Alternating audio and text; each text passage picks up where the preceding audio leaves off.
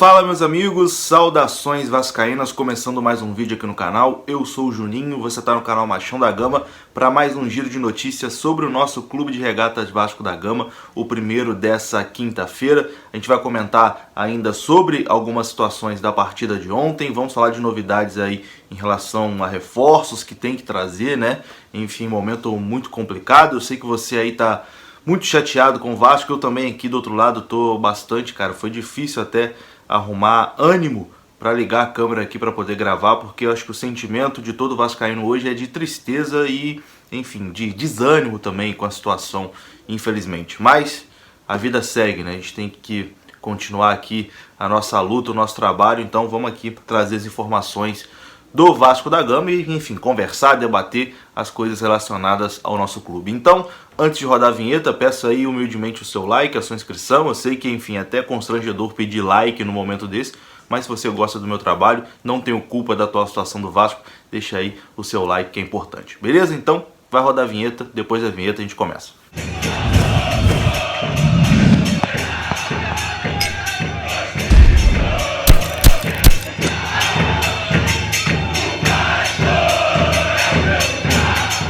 Então bora lá, começando mais um vídeo aqui no canal. Ontem, como vocês sabem, o Vasco foi derrotado para o Corinthians 2-1 em São Januário e ficou ali numa situação bastante complicada no Campeonato Brasileiro. Nesse momento o Vasco é o 16º colocado, está ali apenas uma posição acima da zona do rebaixamento e muito provavelmente vai entrar na zona do rebaixamento ao final dessa rodada, porque o Vasco não joga no final de semana. O jogo do Vasco que seria no final de semana era esse contra o Corinthians, que foi antecipado. Então o Vasco deve, infelizmente, terminar essa rodada no Z4, mas com 2 jogos a menos, né? O Vasco tem 2 jogos a menos aí que alguns clubes no Campeonato Brasileiro, mas de toda forma a situação não deixa de ser muito, mas muito preocupante mesmo.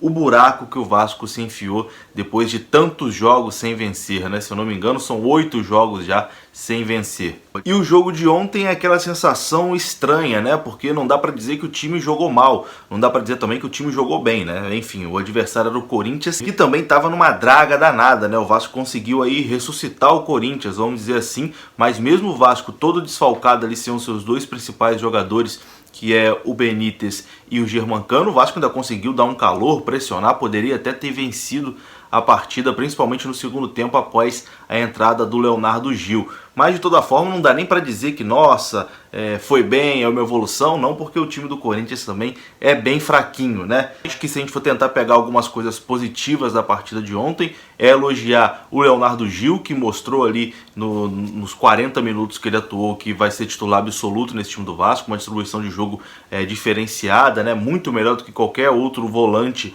que a gente tem no elenco nesse momento. E elogiar também a atuação do Carlinhos, né? Que se dedicou muito, correu bastante, tentou, se esforçou, criou algumas oportunidades, meio afobado de vez em quando, mas enfim, a gente viu que pelo menos tentou o jogo inteiro. Então eu acho que talvez esses 2 jogadores aí sejam os únicos pontos positivos dessa partida de ontem do Vasco, o Leonardo Gil e o Carlinhos. E claro que também não dá pra gente deixar de comentar aqui sobre o erro do VAR, né, que prejudicou o Vasco ali aos 45 do segundo tempo. Tá passando aí na sua tela, né, o momento inicial da jogada do Corinthians que resultou no gol da vitória.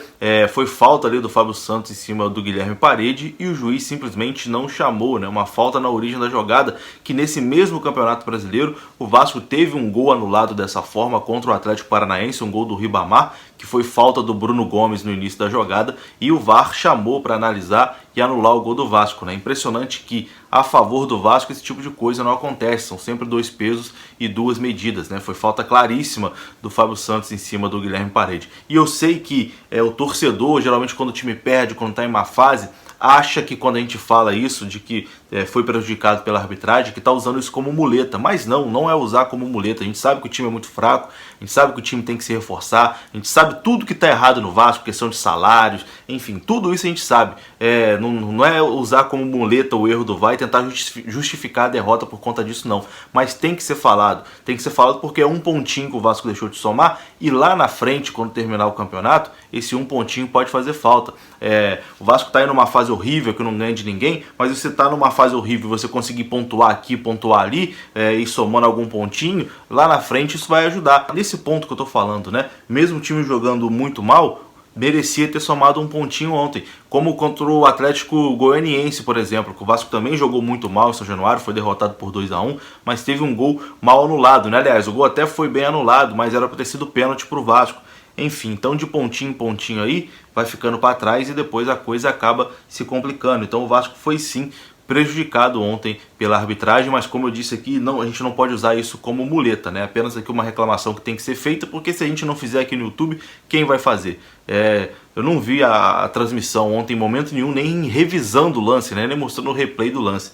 Então se a gente não falar aqui, ninguém vai falar. Mas enfim, mudando o assunto aqui, virando a página, vamos falar de dois assuntos também importantes, né, que são sempre muito comentados no Vasco e causam muita preocupação. Primeiro a questão dos salários e depois vamos falar também sobre reforços, porque tem que reforçar esse time, senão a coisa vai ficar muito feia. Ontem o Vasco pagou um mês de salário para os jogadores e para os funcionários, e a expectativa é que hoje o Vasco pague o acordo com os jogadores, né? Então, neste momento, questão de salários atrasados, o Vasco está no seguinte: funcionários, 2 meses de salários atrasados, jogadores, 1 mês de salários atrasados, e se pagar nessa quinta-feira, fica também com 1 mês de acordo atrasado. Nesse momento, 2 meses de acordo atrasado. Então, uma situação também que é muito difícil, né? Muito complicada, é óbvio que isso também acaba refletindo dentro de campo. E agora vamos falar de reforço, né? Porque, enfim, se não reforçar esse time, meu amigo, vai ser só um milagre para a gente ter um Campeonato Brasileiro calmo. Tem que trazer reforço, porque hoje o time do Vasco é praticamente os 3 argentinos. O time do Vasco hoje é Leonardo Gil, que, enfim, a nossa carência também está nesse nível. O cara chegou ontem,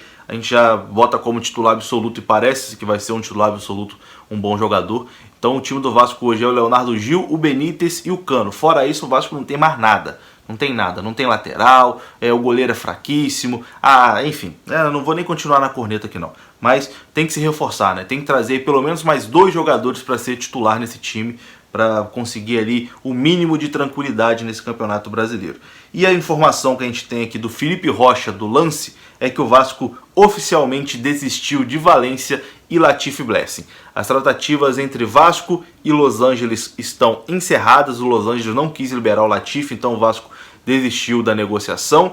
E o outro negócio, né, que o Vasco também estava envolvido, era com o Antônio Valência. Foi aí durante um mês inteiro especulado, né, chegou até a dizer que estava praticamente tudo certo com o Vasco, mas esse acordo não aconteceu e também a negociação com Valência está encerrada. Então, Valência e Latif Blessing não vão vir para o Vasco da Gama, não vem para o clube. O Vasco vai ter que buscar aí outros reforços, né? Todo mundo estava na expectativa muito boa em cima do Valência, mas não aconteceu. E para encerrar esse assunto, reforço, né? O vice-presidente de finanças do Vasco, Carlos Leão, deu uma entrevista no programa Papo com Fábio Torres e comentou sobre reforços, né? Disse que existe a expectativa de trazer pelo menos 2 reforços aí para o Campeonato Brasileiro, mas enfim, tá acabando o primeiro turno, né? Tá acabando o primeiro turno, não chegou reforço. Vai trazer reforço para quê? Para as 3 últimas rodadas? Meio esquisito isso aí, mas vamos lá. Abre aspas aqui para o Carlos Leão. Vem mais 1 ou 2 reforços. Ou um top, que vale mais dinheiro, ou 2 muito bem pagos, que vão agregar muito. Estamos abrindo espaço na folha salarial. Esse planejamento existe e o Campelo já autorizou a trazer mais 1 ou 2 jogadores que venham para jogar, afirmou o vice-presidente Carlos Leão. Então é isso, né? Prometeu aí reforços para a sequência do Campeonato Brasileiro e a gente fica aqui na torcida para que isso realmente aconteça e que seja o mais breve possível. O Vasco agora tem 1 semana sem jogar, né? O próximo jogo do Vasco é só na próxima quarta pela Copa Sul-Americana. Vamos ver se nesse meio tempo aparece alguém aí que chegue também para ser titular.